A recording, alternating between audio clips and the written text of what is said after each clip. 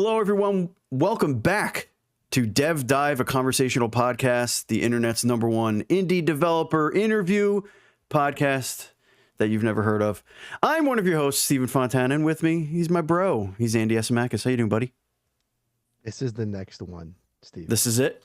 This is it. This is the next one. Do you ever look at a game and you just know that it's going to be the next it? This is it. Stop it. It is decided, and so it is declared, and so it shall be true. With us this week on DevDive, let's welcome Sebastian Drews, game director of Constance, a 2D hand-drawn action-adventure featuring a paintbrush-wielding artist. An absolutely gorgeous piece of indie gaming here. Welcome to the show, Sebastian. Thank you so much. Thanks for having me. It's a pleasure. Absolutely. It's a pleasure having you on this beautiful Sunday morning here. What time is it over by you? Afternoon. Okay. So 4 in the afternoon. 4 o'clock. Okay. So you're right in the smack middle of your day. We're over here starting our day. But we're here, and that's the important thing, because the world must know about Constance. So why don't we just start real quick? Just give everybody a rundown. What is Constance? Yeah, so Constance, as you've mentioned before already, is a 2D hand-drawn action adventure. It falls in the category of Metroidvania. And so, yeah, it's all about the classic things that you would imagine, like exploration, combat. I think one unique thing that we're putting in the mix there is a little bit more of some puzzle and puzzle platforming sections.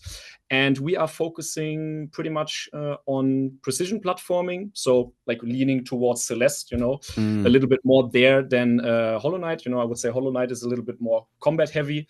And so we're somewhere there in the middle, leaning more towards Celeste. And I would say one of the unique factors is that the whole backstory of it is a very personal one from me and from the team, because we are talking about mental health topics and creativity and purpose in life and everything, under the hood, kind of. I think that's hopefully a good summary. Oh God, it's pretty and emotional. Fuck. I didn't expect that layer to be in this, to be honest. It's hidden. Like, it's hidden there. It's just really pretty to look at, and it's fun to play. Yeah. Now it's cerebral. There's more. Yeah. This is why it's it. Now it's even more it than it was before. Uh-oh. We have it is extra it now. So look out. So one of the things that it instantly stood out to me, obviously you mentioned the Celeste parallels there. I did notice that there was a lot of flow to the movement and combat. What made you go that route? Why choose that over a more combat heavy gameplay? I think that all started, to be honest, when we sat down and decided on what would the main mechanics be. Fun fact, I developed this game on my own for around 9 years. 9 months, not 9 years. Jesus Christ. Hey, listen, if you said 9 years, I would believe you, because we wouldn't bat an eye. Yeah. Oh my God, no. Question it. It looks like it took 9 years to make. No, you should have seen the version that I will send you some pictures of the version that I've worked 9 months on. I'm looking at it right now, Sebastian. You know the old pictures, how it looks. It's like some weird MS Paint Newgrounds looking game. Yes, that's my graphic. So at this point, yeah, I did everything my own, right? The program. I was a typical solo developer. It didn't look very good. I had a vision, I had an idea, but there was not much else to it. And then I was very fortunate and lucky that I was working at a very great company who already had a game department. So our company, BTF, we are doing usually Netflix and TV productions. And but as I mentioned, we also have a games department. It was at this point, it was like 2 or 3 years old. So I just pitched, to be honest, to my CEO, like, hey, I'm working on this thing. What do you think about that? And he said, like, get in touch with the boys in Berlin, talk to them, right? Let's see what we can do. And we are very lucky in Germany to have a funding program. And I think 6 months later, the game was funded and I could get a team. And this is the point that I want to get to. That's when we sat down, where we sat down and was like, okay, what would be the actual mechanics? How do we want people to play this? And then I already had the idea with the brush. So our game designer obviously took that, hey, okay, if you have the brush, we should do something with paint. Is it color or what is it, right? So we talked about that, and then we came up with those, with the dash. And then, I don't know, we came up with, what if she dives in the ground and not just doing a dash? And then we suddenly had that, wait, isn't that a little Splatoon-y, right? And as soon as we had that point, we were like, you know what? We should double down on these, because the dive flow is the keyword here, what you mentioned before, right? So that was the first time where we noticed, what if we chain that, right? So we were, we're doing the dives, and we're like, wait, there's something. And then I think the whole topic of flow became pretty big. And from that point on, every mechanic kind of had to stand the test of flow, if you will, right? And it was like, we will not include anything that is not flowable, right? That's not a word, but you know what I mean, right? Yeah, and nothing and that's gonna, no roadblocks, nothing that's going to stop that flow state. Yeah. Exactly. Like, if whenever there was an ability where she would completely stand still and take a moment, we were like, are we sure about this, right? And then in the end, now I would say we have a good cast of, like, I think in the final game it's gonna be like around 8 abilities or something, and I think nearly all of them have that characteristic of cancel them with each other, continue using them in the air, everything. So yeah, that's the flow thing. I think That's how it started. you just distilled why Steven hates Sonic the Hedgehog so much. Because Just of the flow breaking aspect of the it. constant flow breaking. Yeah. It's weird, right? You have that principle of, hey, this is your game, but then it's always like, yeah, wow, and now, right? And okay, thanks, right? Yeah. I could go, and maybe that's a bonus episode, just me just ranting on why Steven hates Sonic the Hedgehog. Yeah. Well, I think it's just awful game design. Just stupid. That's why you had to make the character like a freaking cool 90s cartoon boy, so that people could give a shit. But I digress. Constance, remember that? Chili dogs. Yeah, chili dogs. Yeah, Jaleel White. Let's get him in there to do some voices. All right, Constance, let's go back to that. Focus, Andy. All right, let's focus. So it's Sunday morning. Yes, it is Sunday morning. So you mentioned the mental health aspect of Constance. Now Celeste also had a bit of that in there. So yes. This question's kind of twofold. One, what brought you to explore that from the story aspect? Number one, and number two, were there reservations about exploring that when you were tying your gameplay? What's the word I'm looking for? Parallels, like when you were. That's not influence. There we go. That's the word I was looking for. Wow, it is Sunday morning, folks. You got your gameplay influences. Were you worried about drawing too much from the Celeste kind of pool? For your first, okay, let's start with the first question. It's a complete personal story. It kind of started all with me being, so that company, BTF, right? I was employed there before as a motion designer, and before that I was in another company where I was a graphics designer. So you can already see like the whole art thing, with the brush and everything. It comes from somewhere pretty personal, right? Because I had that classic situation, I think that probably a lot of people experienced in those 9-to-5 jobs, was like, so that's it now? Am I going to do that for the next 50 years or whatever? Or like 40, 50 years, right? Do I have to do that? Is that it? I thought this was my passion. I thought designing these kind of things, visuals, was my thing, but apparently not, right? Because it really kind of destroyed me, because the more I went into these jobs, day by day, the more kind of they ate at me, right? And really, I wasn't feeling well, right? So I was getting mentally pretty destroyed. And then one day I just had a panic attack on the middle of the street on my way to work. And that is not something that I recommend to anybody. That was really, really shitty. And that was the moment where I sat down. I turned around, went home, sat down, and was like, what just happened? Like, what's going on, right? So that was when I first realized I have to change something, right? And the change was kind of harsh, but I quit my job. I also didn't have the next job aligned, but I took the risk, right? Because I knew I cannot continue this, right? It's not for me. It's going to destroy me even further. And in parallel, I started working on Constance, and I was like, this this game design, game development journey, I did it always as a hobby on the side. But to be honest, everything that I tried to create always crashed and burned. Nothing ever came to fruition, right? It was always like, go for 2 weeks, start an app, start a narrative game, but always after 1 or 2 weeks, okay, I cannot do this. I don't have the talent, right? And with Constance, it was different. Constance was like my 4th or 5th attempt at a game. And for the first time, I didn't hit a roadblock.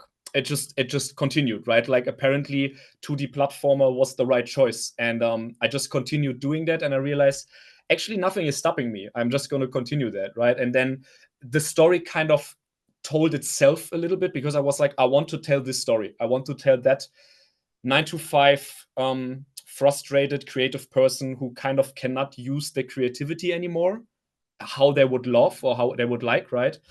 And take that and put that into a game and take that as a base for building the lore and the world building of that world that we traverse there with Constance. That's kind of how we're doing it. So it is different enough from Celeste to go to your second question. Mhm.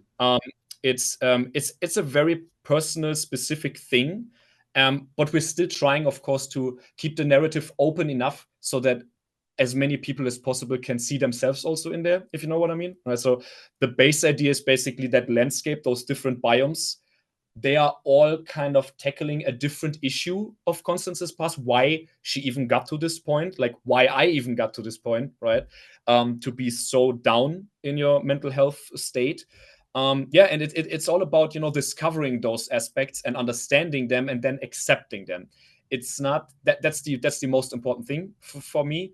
It's not about solving those issues while you play the game, because let's be honest, that's not how mental health works, right? You cannot you're not gonna play a game and after 10 hours, like, cool, you're fine again, right? I'm cured. Yeah, exactly. The credits Throws roll the pills away. yeah, she's fine, she's cured, right? That's not what we're about. We're about those discovery and acceptance moments, and of like, oh shit, it started already there. That's one of those points, right? These are my issues, right? And then in the end, you're hopefully ready to ask for help or get help, and like that's kind of our narrative summary. Yeah. I think it's amazing how game development can be one of the most stressful, anxiety-inducing endeavors ever for a solo dev to take on. Yet this has been therapeutic for you as you're putting it together, as you're telling its story. It's very personal. I think that's why there is no roadblock for you. It's you're putting I had to do yourself it into this. Yeah, that makes sense. Yeah, exactly. It was my escape. That was my if that would not have worked, to be honest, I don't know what I would have pursued. I don't know if I would have, like, you also need to earn money, right? I don't know if I would have just gotten back into a job like this, say, hey, I don't like this, but I need money. So I was very, very fortunate. I was 5 months without work, actually. And then we got the message that the funding was approved. So I was eagerly waiting for 5 months, and then basically back to the same company in a new position, and then we could start the game. Yeah, that's pretty awesome that that company was like understanding and willing to kind of like mold around that. You know what I mean? Like, absolutely. At least here in the States, it's like mental health is very faux pas. Like being accepting and understanding and is very new here. Yes. To have a company that cares about that stuff or like even has a general understanding of it is very rare. So having that opportunity it has to be huge for you. Yeah. And obviously others that might be going through something similar. So when you're getting into the development of Constance and you're starting to, it's almost like a journal, right? It's almost like when you're going through these changes and your thoughts and your emotions. A lot of, some people will keep a journal, some people will write music, some people will, some people go to therapy, some people, have a significant other that they could kind of just, trauma dump and emotion dump onto and just be like, I need somebody to. Were you kind of using the development of Constance as that kind of outlet to get through those issues? Or were you kind of exploring them kind of simultaneously? I would say simultaneously, and also it was kind of, it actually went pretty much hand in hand. So I went to therapy at the end of, at the end of that job cycle where I realized I cannot do this anymore. That's when I started therapy. And then those 5 months where I was waiting for the approval of the funding for Constance, that was where I intensely went to therapy. And I'm very glad I had that, because as you can imagine, being without job with that state of mind for such a long time, that can also be you have so much time with yourself. So that is also not always the best, right? So yeah, I had therapy there, went there every week. And so I would say it was more like, actually, I was learning so much about myself and charging up a lot of good energy through therapy. And then when Constance actually started, that was basically then where my therapy then slowly, I think we were in development for probably like 3 or 4 months. And then I was ready to say, I think I'm good. I think I'm good for now. And so it was like really hand in hand. So the therapy then influenced the development of Constance by, hey, I learned this. So maybe we can also package that into, what if in this biome we're tackling that issue? Because in therapy I learned this kind of technique, how to learn to, for example, there's one biome where, spoiler, where we are tackling the issue of, like a thought carousel, when you're like so stuck in thought loops that you basically are almost paralyzed to do stuff. Like that was a big issue that I had. And I learned a bunch of things in therapy, how to tackle those. And that kind of translates into the main quest of the biome, what you have to do there with Constance to look at your thoughts, that they don't take control over you, but that you can see them, right, and accept them. And yeah, that's, I would say, how this kind of developed. Yeah. Stephen, is this show our therapy, or the reason why we need therapy? You know what? You want to get into it? We can. I have an actual story that I could share, and it's very similar to Sebastian, where, like a couple years ago, when like the world started to kind of get back to normal, and after COVID and everything like that, and things didn't really. Things started to kind of, I felt like things were getting forced to be normal, as opposed to us being ready to be normal, or like prepared to be normal again. And I too had started having panic attacks and like all this stuff. So I started to go to therapy as well. And one of the things that the therapist consistently reminded me of is that I need outlets to push my creativity, because there's a part of my brain, there's a part of my essence essentially that doesn't get exercise at that time. It wasn't getting the exercise that it needed. And she had told me, basically that the podcasting, the streaming, all that what I was doing was that creativity outlet for me. And she consistently told me to continue to pursue it. And, if at the time I was looking for growth, I wanted things to change. I wanted to be, happy. I wanted to do something that I'm passionate about. And she was like, well, you're balancing that need for career, right? You're balancing the need to support your family with your artistic desires and the void that is being created there. So in a way, there was that same parallel, Sebastian. It was like, I'm damned if I do, damned if I don't. But if I do, at least, like you said, building that battery back up, building that energy back up, so that when it is time for the world to get back to normal, I'm better prepared emotionally. I'm in a better emotional state, and I have more energy, positive energy for the world, as opposed to, coming out of a dark closet trying to get used to the sun again, kind of thing.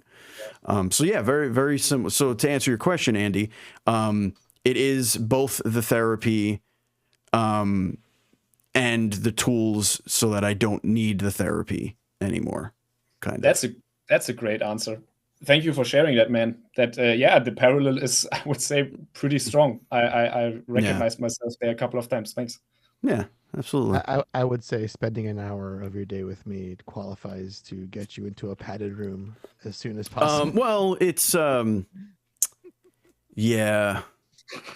Yeah, It has its draws. Yeah, Yes, for sure. Pros and cons. Yeah.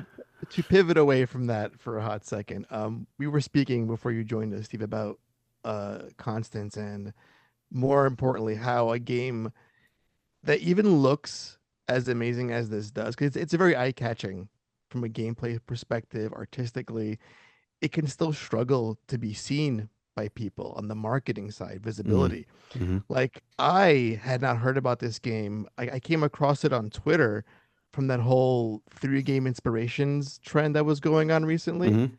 And I was mad because I took a game that looks like a me game through and through should have been on my radar like a while ago. What's the struggle you guys have with getting this game seen by other people on the marketing perspective, Sebastian? Yeah, hot topic, definitely. Yeah, it's we started the whole marketing thing, if you want to call it like that, in the beginning last year.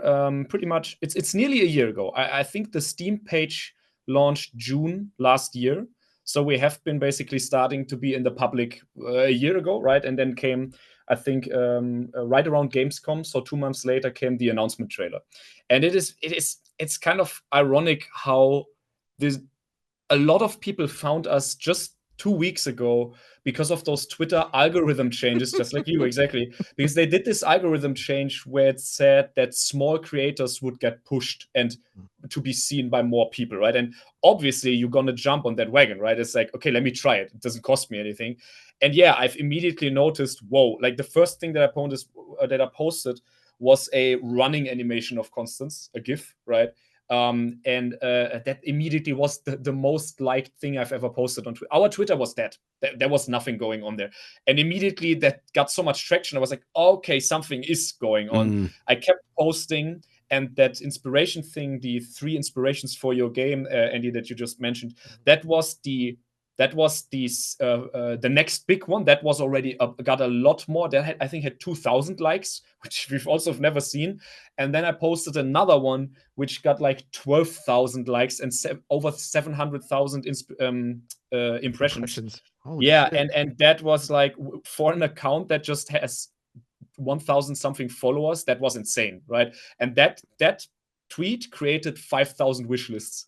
And there we are, basically at the important talking point, right? Because for a game that is in development and to be released, wish lists are the most important thing at the moment that we can collect, right? And I would say we are fortunate with Constance. We had a few lucky situations already when we released the announcement trailer last Gamescom. We were in a showcase called Awesome Indies. And the showcase, I don't think actually got that many views, but the important thing that happened was, because of the inclusion in that showcase, we appeared on the Gamescom Steam special page, right at the top, Awesome Indies. So they basically, if you open Steam, you clicked on the Gamescom banner, there's a high chance that we were right there. So that means behind one click, people could find us. That were the first 15,000 wish lists in like 3 days. So we kicked it off pretty well in the beginning. Super fortunate, super nice. And then a bunch of people found us, also did some content. Like there were some content creators on us that did like a TikTok here, an Instagram reel there, which again, 1,000 wish lists here, 1,000 wish lists there. So, but this is kind of the thing. We didn't do too much. It's kind of, I think the problem I have with the whole marketing thing is it's so much out of your hands. It feels so much luck dependent, right? It's like, okay, yeah, that dude, he did a TikTok on us. Amazing. We got 1,000 wish lists, but I have nothing to do with this. And if you are unlucky, nobody will see you, right? So, and I think a bunch of games are very unlucky, right? Like they have a great game, great visuals, great gameplay, but the algorithms just, gatekeep them and they cannot get out there.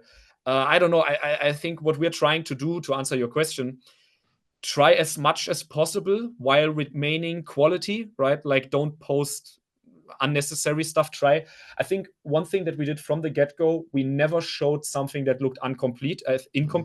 I think from the first moment we started posting, people thought we were released. People thought we were done, because we really focused on polish, right? That's why the trailer looks like this. That's why the demo is like this, because so many people are like, so are you going to, the people at Gamescom, when they played the demo, they were asking, you're gonna release soon, right? And we're like, no, like at this point we were like, we're not gonna release in the next 2 years, right? So we were still quite far away from release, but we always made sure that it looked very polished, very final, and then just, play the social media roulette.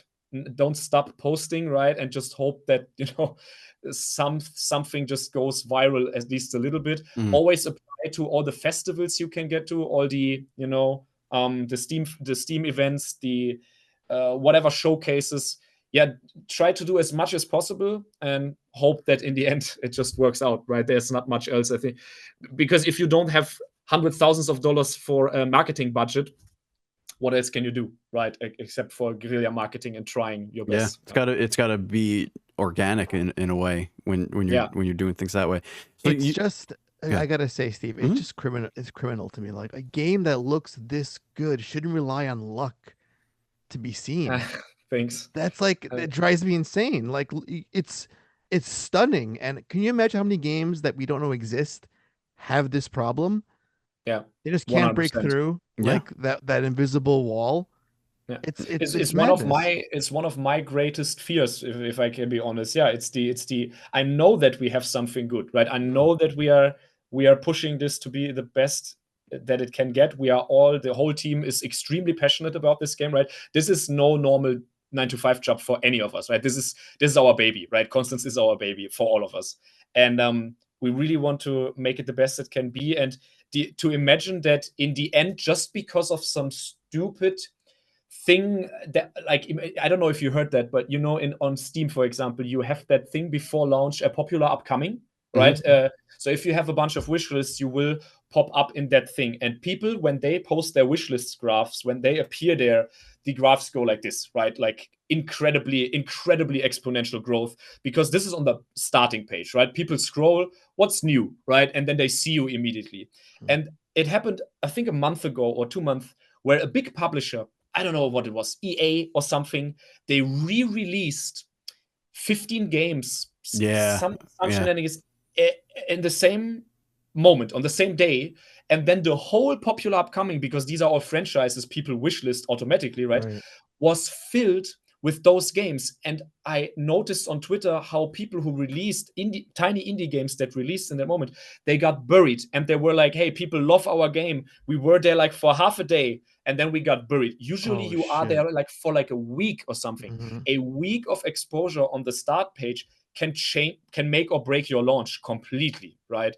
And then something like that happens, and that is very scary to me, that like you don't know what's going to happen in your launch week, right? In your launch month, whatever. It might just be something like GTA 6 launching 2 months before us, and then the whole I mean, you cannot compare the genres, right?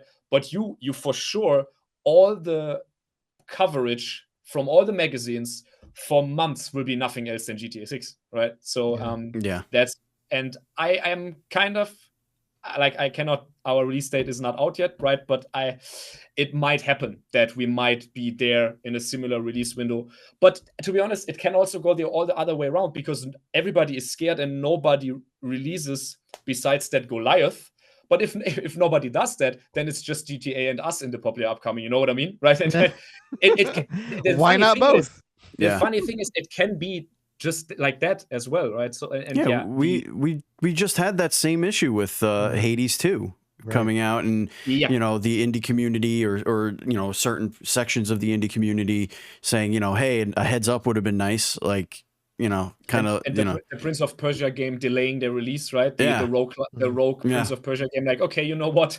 Let's push it a month, because that would be disastrous. I mean, you're all fighting for the same space. You're all fighting for the same eyeballs. It's not that your games are targeting the same audiences per se, but all audiences, all pieces of that Venn diagram, that pie, are filtered into that one splash page of Steam.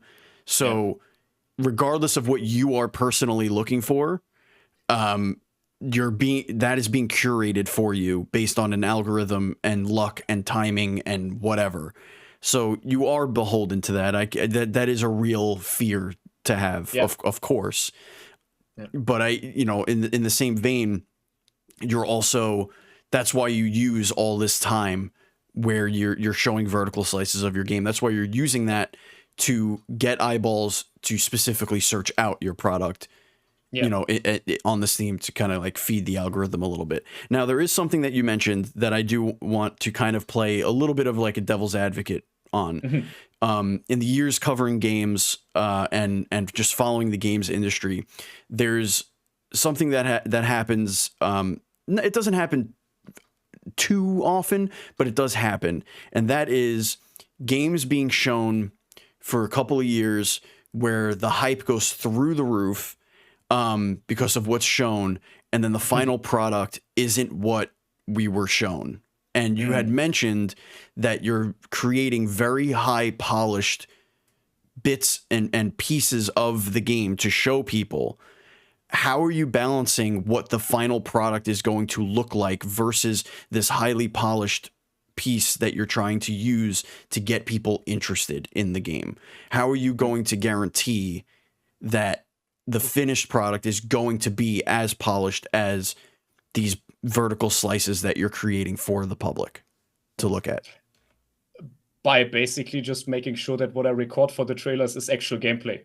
So when I say polishing, I'm polishing the game, not the trailer. So, and then the trailer just becomes a polished trailer, right? That's Gotcha. the idea, right? Yeah. So, and to be super, super honest about this, 90%. Okay, so of course you have like bits and pieces where it's like, we don't 100% know, is that gonna exactly look like that? Right. But we're sure as hell making sure that it's like at least 90%. Like where I told Andy before, like we are actually finished creating a second trailer just 2 days ago, which will release quite soon. And there again, we just make sure that 90% of the stuff that you see is actual gameplay from the game. And then of course there is cinematic moments that you just get, hey, it would be great if she was falling here, right? And then you think, okay, do I show this room from the game? Do I finish that one up, right? And show her falling here? Does that make sense? Or do I want her like, because this room there might be chaos, right? There might be enemies, hazards, whatever. And in the trailer, it might look cooler if that room is just more like a symmetric, whatever thing. But I still use all the assets that will be in the game, right? There's Gotcha. none of this is fake. No Puddlegate here, Andy. No Spider-Man Puddlegate. No, I think back to that Aliens game. That one too. Yeah, it was 90% fake. Yeah. No.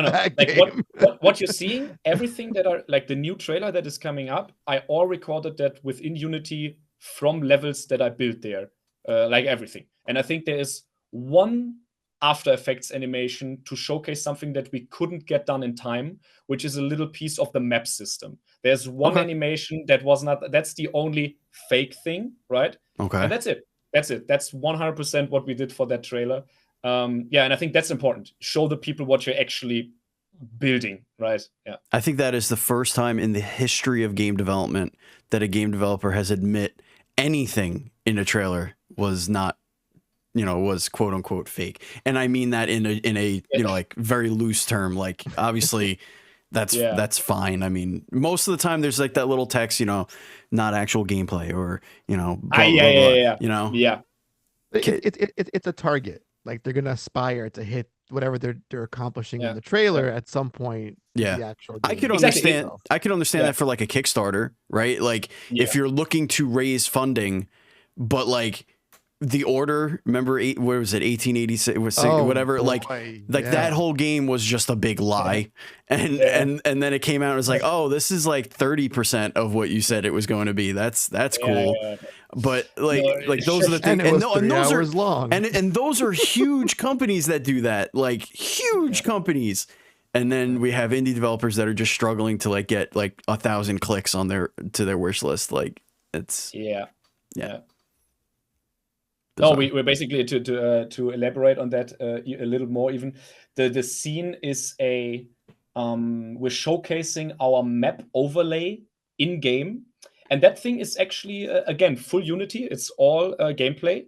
And then the only thing we couldn't get done in time is basically the cursor and a little image popping up. But it's like Andy said, we're gonna have that in the game. We were just not like, it's not implemented. So I went to After Effects, and you put the cursor and that little pop-up. We're talking here about 0.7 seconds, right?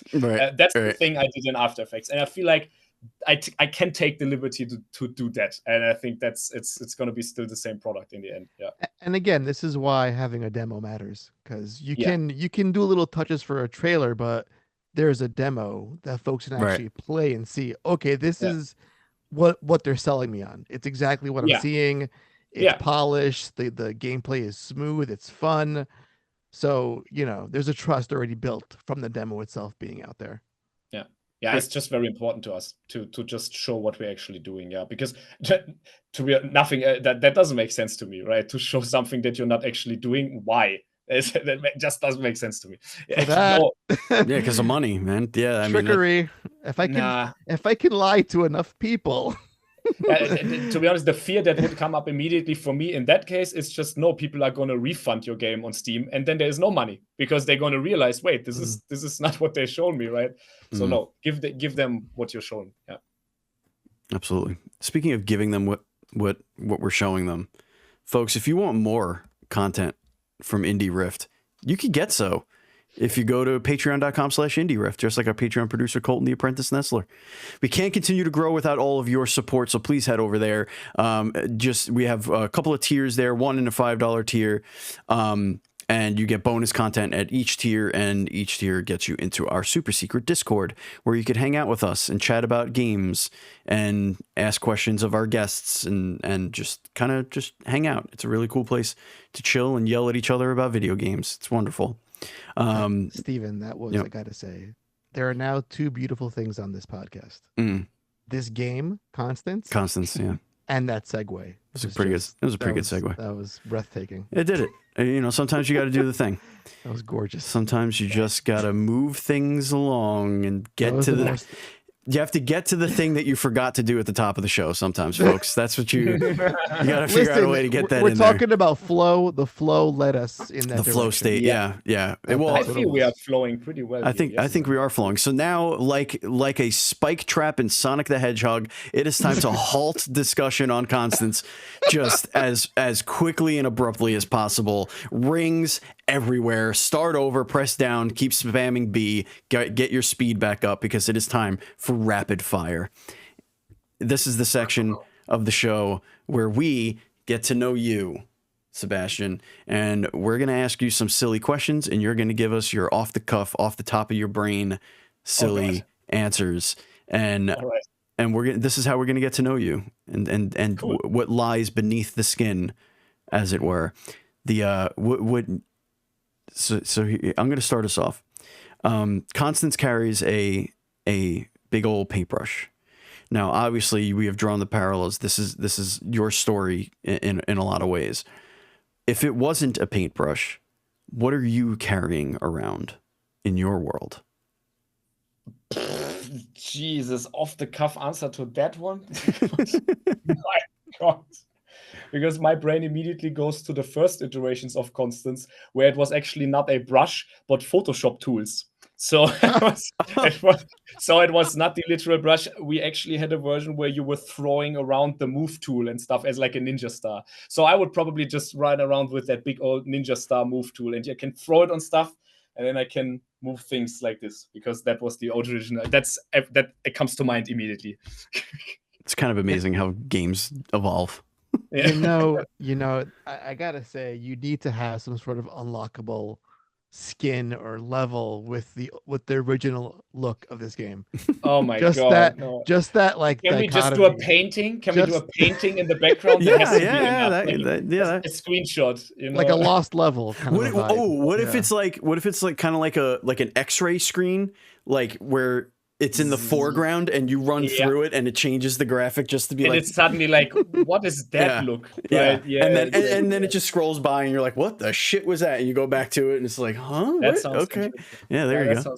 While noting down. Write that down. All right, that one's free. While I ask my question and Sebastian takes time to answer, I'm gonna quickly chat you, Steve, what the game used to look like, just so you can see. Okay. Just so you can see. It's in the chat. Okay. Sebastian, Constance is, walking around her little game there, and she comes across you as a power-up. What power does she get? So I'm just a collectible, and she just picks me up, and then she gets something. What traits? Like, there's in the game you get I think they're called impressions that you get.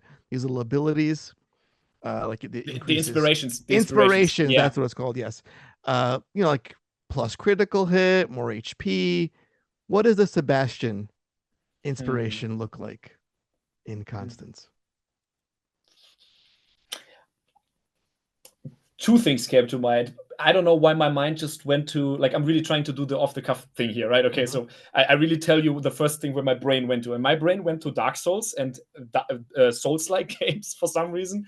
And because I was always the person who played the fast, quick weapons, like low damage, but like me too. Daggers, yeah, like daggers and these things. Because like, okay, I need to be fast and moving. And but in the last month, my headphones are saying bye-bye. In the last month, I actually too fast for myself. In the last months, I discovered actually the big ass heavy weapons for me. I did a whole new Elden Ring playthrough with just the heaviest hammers. I want to see how that feels. Let me try the thing that I never do usually. And now I'm actually like another Crab's Treasure. I tried the same thing. Just go for full on heavy charged attacks. And so I just say if I inspire her there right now, she would get a big ass hammer attack with the brush that just the whole screen gets purple and like, I don't know, like a big AoE attack, because that's what I'm playing right now. So yeah, she would do that. Big splash of paint. Take some more notes. Yeah, so that inspiration. That one is also free. Yes. Thank you. But be careful. How many do I have? You get one. You're getting close from each of us. Yeah, you're getting close. You're gonna PayPal. I'm gonna send you my PayPal. Yeah, you're gonna be getting an invoice soon. Yes, a consult invoice. Changing gears here. What is your favorite pizza topping? Oh, I've just been to Italy. Literally 1.5 months ago, and there I went for only the OG, OG margarita. And fun fact about that, margarita in Germany mostly sucks ass. Like like our margaritas, they put in general. I talked to my girlfriend about this a lot because she's from Brazil, she's not German, and we talk about this a lot. How much food in Germany gets so strongly Germified.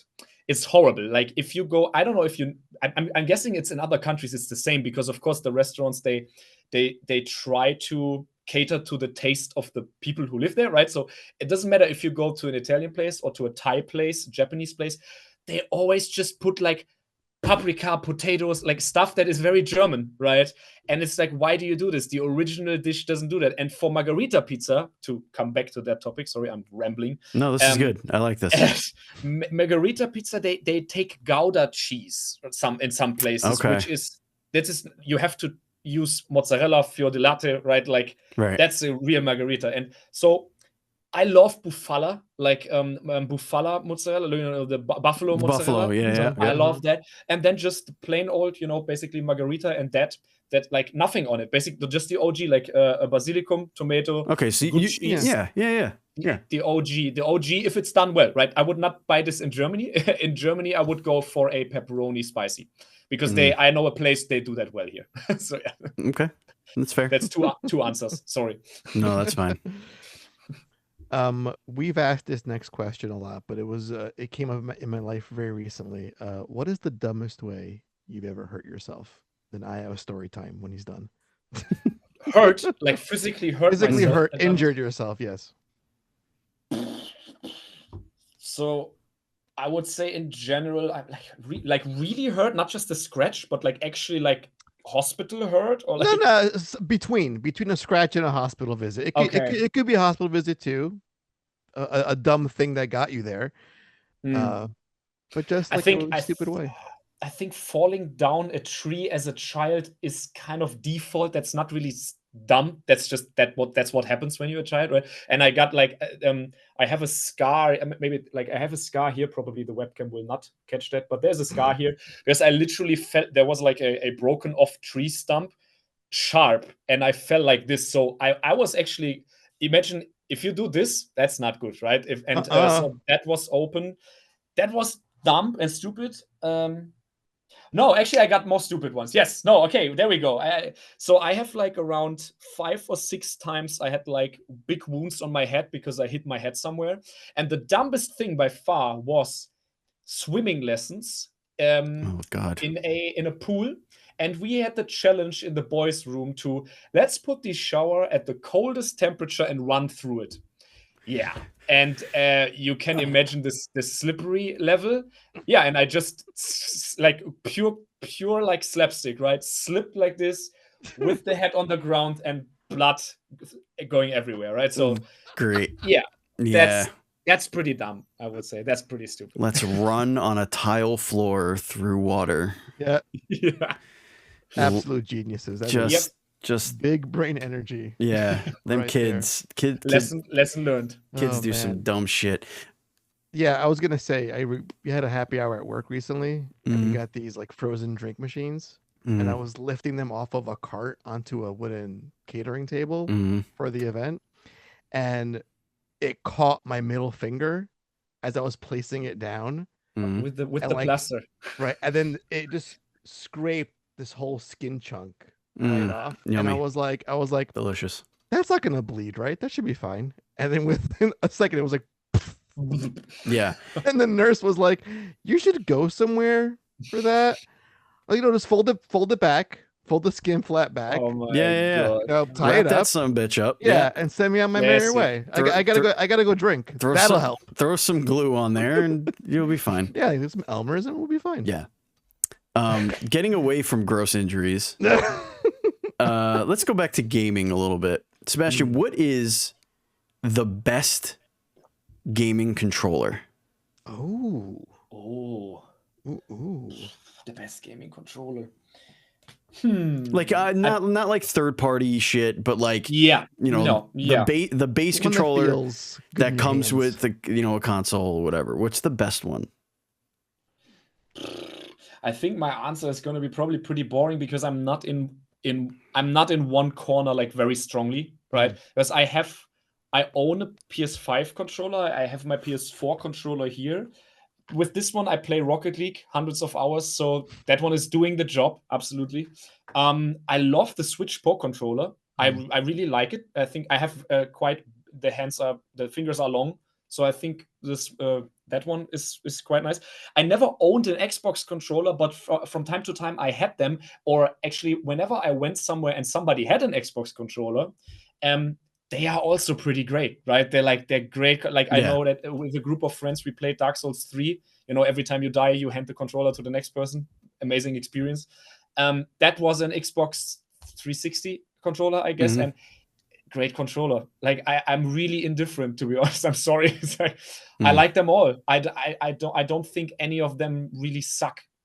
Is there one that sucks? Joy-Cons are too small, but I mean, to be honest, that's. I mean, the Joy-Con. Yeah, Joy-Con are built terribly. That's like the main issue with those.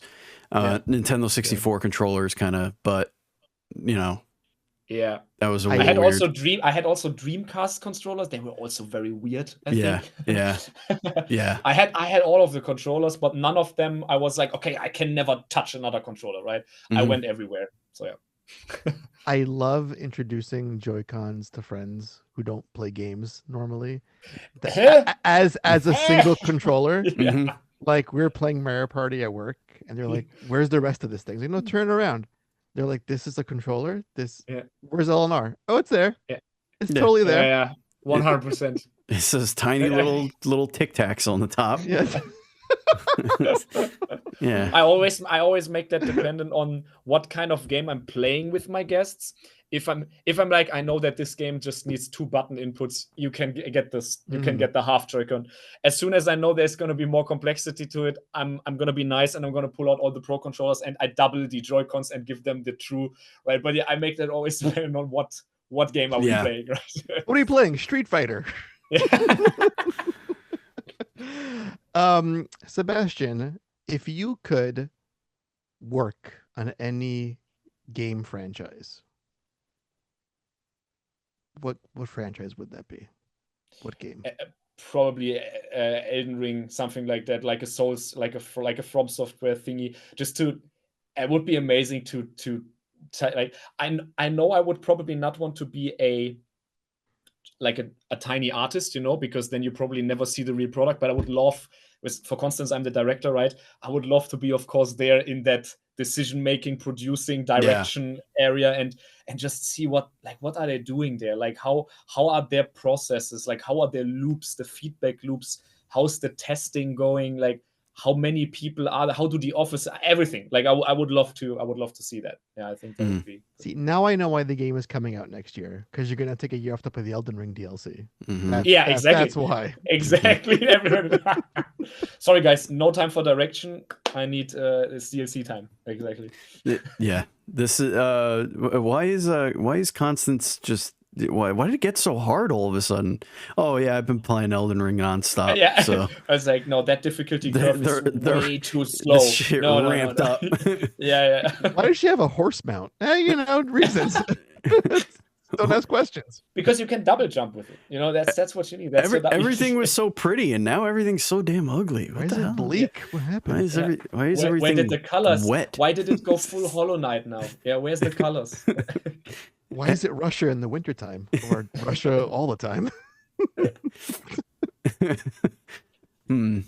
Constance, yes, excellent.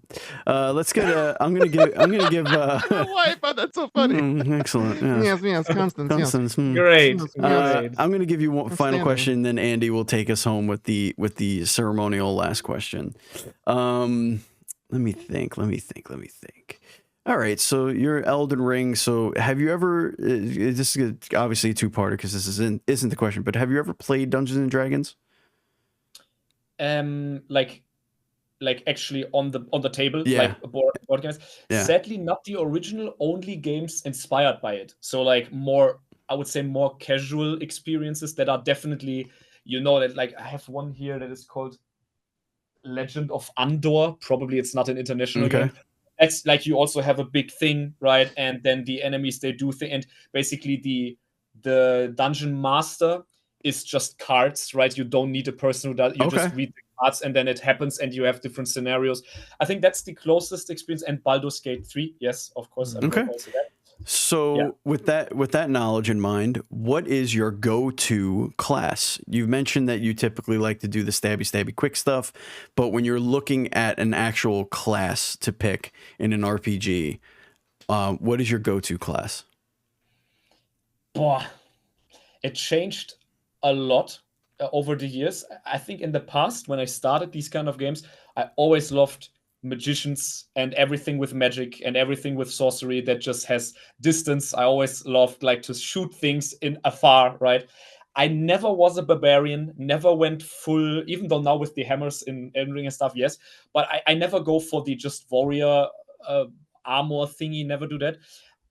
Today, I feel like Hades 2, for example, I love the melee weapons, right? I like the quick, again, the melee stuff, so like rogue, you could say. Mm-hmm. But I also love, if I think, for example, about Diablo 4, they had the, what was it? The one that can transform into a bear. Like a druid? Like a druid. Like, So yeah, I think everything that is kind of out of the ordinary, as soon as there's an ability that is like, whoa, that's weird, then you get me to try it out. Anything that is like more than just a spell or a hammer, I will try out the exotic. I don't know if that's a good answer. Sure, sure.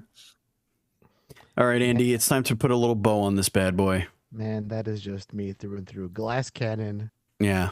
Like, what is that? Glass cannon. Glass cannon is actually, yes, thanks. Glass cannon. What is that death laser spell from Elden Ring that can just melt bosses in 2 minutes or 2 seconds? That's what it is. Yes. Yeah. Oh man, that just broke the game for me.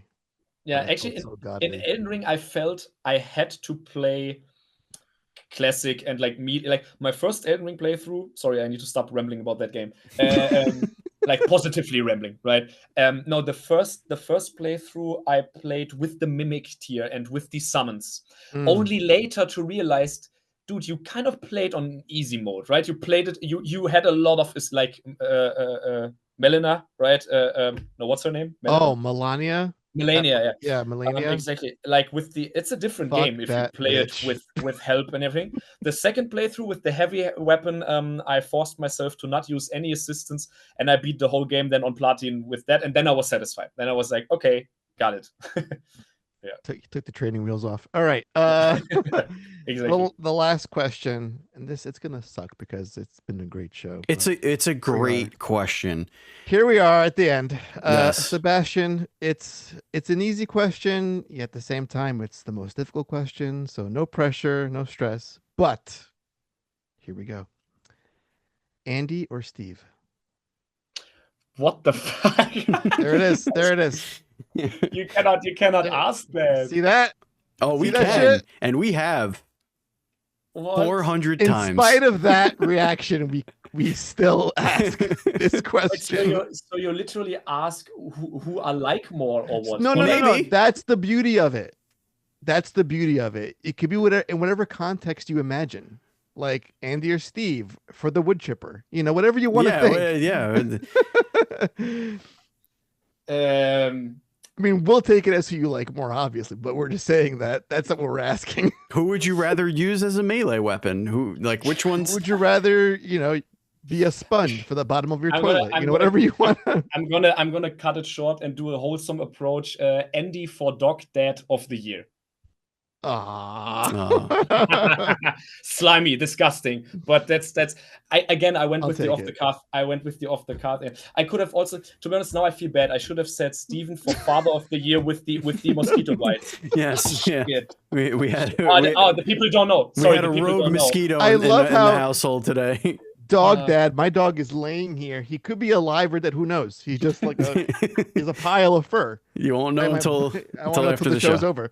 Yeah. But also, did you see how I sneakily just like? We saw what you did. Yeah. It's all right. I see. You still said me first. It's okay. The judges will have to update the Google sheet with the stats. Yeah. It's like the Atlantis of Google Sheets. I don't think it exists. That's what you think. It's a crazy question, but yeah, you should go on with it because it definitely makes up for interesting conversation. Absolutely. There's your sonic spike trap. Yeah, there it is. yeah. You're flowing to there and suddenly like fucking lava pit. That question. Brutal. Ladies and gentlemen, that is going to bring us to the end of the show. This has been DevDive, a conversational podcast. Thank you so much for listening and viewing and all that fun stuff. Again, if you want to follow us, we're at Indie Rift all over the place. You go to IndieRift.com. And of course, you could support us on patreon.com/IndieRift. Sebastian, where could everybody find Constance? Where could everybody find you and all that other fun, happy stuff? Yeah, on Steam, you just put Constance, and there you will find, for example, a Discord link on the Steam page. That's, I think, a Constance with a C, obviously, 2 C's everywhere. And the Discord link is there. You can talk to us there. We are basically there nearly every day. On Twitter, you can also follow us under @ConstanceGame. I think these are the 2 best possibilities to get a hold of us or to follow us. Yes, that's where we're most active. TikTok also, from time to time, if the algorithm is in the mood, I post a bunch of stuff on TikTok. There it is also, I think, Constance the Game. Yeah, I think that's it. Constance the Game. Excellent. Thank you, Sebastian, for joining us. It was an absolute pleasure hanging out with you today. Thank you for taking the time out, and I look forward to hearing more about Constance and seeing this new trailer coming out in a couple of days. So very exciting. Very exciting. Thank you so much. It was amazing. Thank you, and talk very soon. Absolutely. Thank you, listeners. Thank you, viewers. Thank you, Andy. And as always, please be excellent to each other.